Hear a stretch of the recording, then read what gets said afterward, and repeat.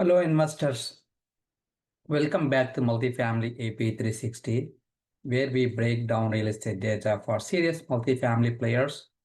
On September 17, 2025, the Federal Reserve slashed its benchmark rate by 25 basis points to 4 to 4.25 interest rate, the first cut since December 2024, with two more projected this year.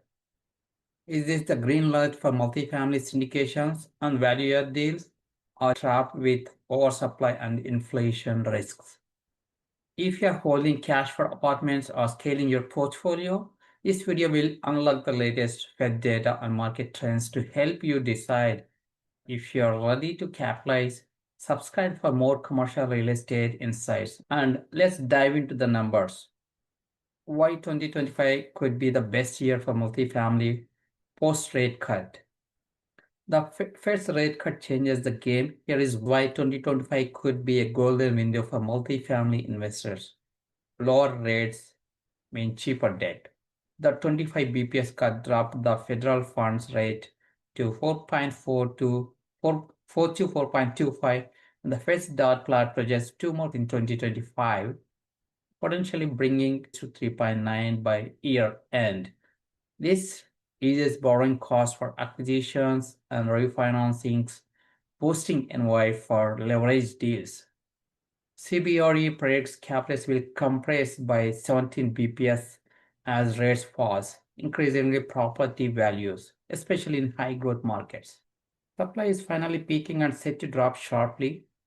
CBRE forecasts multifamily construction starts will be 74% below 2021 peaks by mid 2025 and 30% below pre-pandemic averages, leading to tighter fundamentals and accelerating rent growth.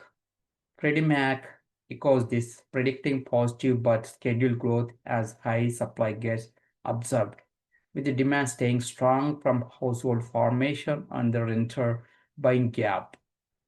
Rent growth expects 2.6% nationally per CBRE, outpacing the 2.2 Freddie Mac baseline but still above muted 2024 levels. Driven by robust absorption, Modi projects 2025 as the fourth strongest demand year since 2000. Vacancy rates are stabilizing. CBRE sees the ending at 4.9%, down from 5.3 in Q3 2024, while mid-year reviews show H1 absorption already pushing national vacancy to nearly 4%. In low supply markets like the Midwest and Northeast, rent growth could be 3% plus per CBRE. Cap rates are big win. After expanding in 2024, CBRE anticipates 17% BPS compression in 2025 as rates eases, boosting property values and NOI, especially in Sun-Belt hotspots like Phoenix, Atlanta, Dallas, where population job growth will drive outperformance. Marcus and Millichap notes supply demand realigning for the first time in 4 years, accelerating household formation and investment activity. Experts like Jay Parsons highlight mid to long term bullishness with falling supply below average by 2026. And multifamily mart shares stories of legacy investors laughing at today's low yields, but forward looking is about appreciation and cash flow scaling. Transaction volumes up 19% in 2024 to 142.6 billion, and with Wall Street firms like KKR dropping 2.1 billion on 5,200 plus units. 2025 looks primed for more as debt markets than Freddie Mac forecast rising to 370 to 380 billions.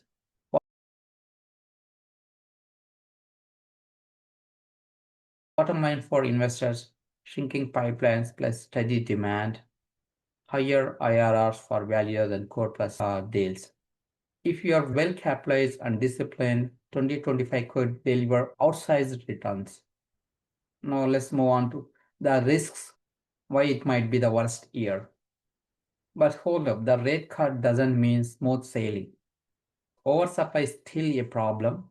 500,000 units are delivering in 2025, with 30% in Florida, Texas, markets like Dallas, Houston, Austin, Miami, for bigger pockets, pushing national vacancy to 6.2 percentage. Austin's 10.4 vacancy with just 0.5 percentage growth, and high supply Sunbelt markets could see negative NOI. Cushman and Wakefield reports vacancies up to 7.8 percentage from 6.5 year on year, with Class A and B properties offering rent concessions. Rent growth is muted, just percentage in Q4 2024, expected to recover to 4% only by 2026 as supply eases. In high supply Sunbelt spots, it could stay flat or negative with market like Austin facing 10.4% vacancy and rental income growth. Will notes national vacancy up to percentage from 6.5 year on year, with Class MA properties conceding on rents. Cap rates. While compressing overall, conservative forecasts say they will stay flat amid higher for longer rates. 10-year Treasury in mid-fours.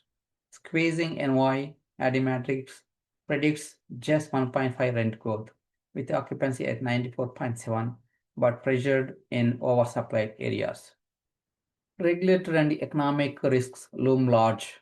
New White House policies, rent control pushes, example rejected California Prop 33 but recurring, and 770 billions in maturing loans through 2027 could spark distress. But delinquencies are low, so no flood of days. Coastal markets like San Francisco, LA, and Seattle are redlined by institutions due to regs per J. Parsons, while inflation and insurance hikes up 26% in 2024 hit margins. NHBCs start declining 11% to 317K, but early 2025 could feel like a lost year if absorption lags. For over-leveraged indicators, this could mean negative flow in secondary markets. The Fed's cautious approach adds a risk. Despite the cut, inflation at 3% above the 2% target, and the Fed projects only one more cut in 2026, with rates slowing to 3.4% by 2027. This higher for longer stance keeps 10-year Treasury yields at 4.07, limiting cap rate compression and squeezing margins. Early matrix forecasts just 1.5 rent growth with 94.7% occupancy in oversupply areas. Regulatory headwinds like rent control pushes and 70 billions in maturing loans through 2027 could spark distress. Though delinquencies remain low for Cincy cash flow on X.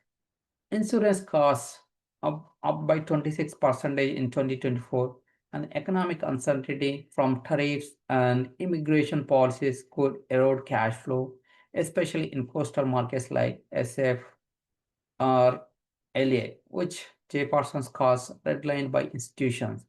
If you're over leveraged in luxury or Sunbelt, 2025 could be a cash flow nightmare. So this means careless investors who chase deals without stress testing will get burned. Fed data and expert multifamily forecast. Let's crunch the numbers with Fed and CRE data from CBRE, Freddie Mac, and more. On x-axis, metric, and y-axis, best case, pro-investing, worst case, anti-investing, 2025 forecast. Fed funds rate, best case scenario, falls to 3.9% with two more cuts. Worst case, stays around 4% with cautious Fed. 2025 forecast, 3.9% by year end as per Fed dot plot. Rent growth, 3% plus in low supply markets, flat to negative in Sunbelt oversupply, worst case scenario. 2025 forecast 2.6% national as per CBRE, 2.2% as per Freddie Mac. Vacancy rate, best case scenario, declines to 4.9% as supply absorbs. Worst case scenario rises to percentage in high delivery metros. As 2025 projection, 4.9 end of year as per CBRE, 6.2 average as per Freddie Mac. Cap rates, best case scenario, compresses 17 BPS on rate cuts. Worst case scenario, expand if rates hold. 2025 projection, slight decline as per CBRE. Supply and deliveries drops percentage from below pre-pandemic. Worst case scenario, 500K plus units, 30% in Florida, Texas. 2025 projection, 400K units, peaking then declining as per Northmark. NOI growth, 3% in core markets like suburbs. Worst case scenario, minus 2.5% in oversupply areas. That means negative growth. 2025 projection, 2% gross rental income as per Freddie Mac. Key insights. The Fed's cut and projected 3.9 rate by year-end boosts debt affordability, but oversupply in key markets and 3% inflation keep risk high. CBRE sees a long-term bull case with demand outpacing supply by 2026. Investor strategies for 2025 post-rate cut. How do you play this? Few strategies for multifamily investors in a post-rate cut 2025 based on 2025 data. Leverage cheaper debt. Lock in loans now. Banks are competing again, and lower rates 3.9 projected mean better terms for value-add acquisitions. Target emerging markets. Focus on top 10 emerging markets, affordable, improving fundamentals for multi-housing use. Value-add multifamily. Buy multifamilies below replacement cost for renos.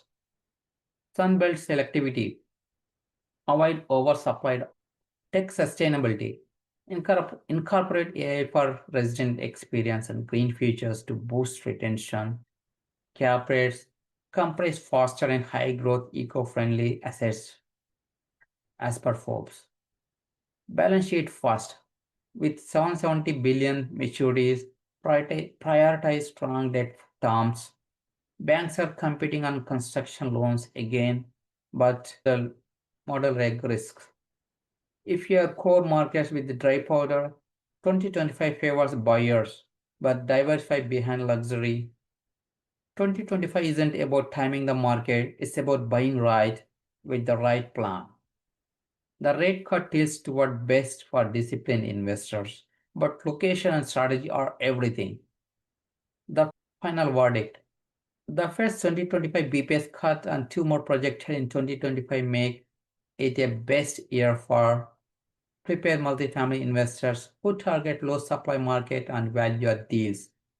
CBRE's 2.6% rent growth and cap rate compression signals upside, but it's worse for those chasing oversupplied Sunbelt luxury Sunbelt without a value or clear edge.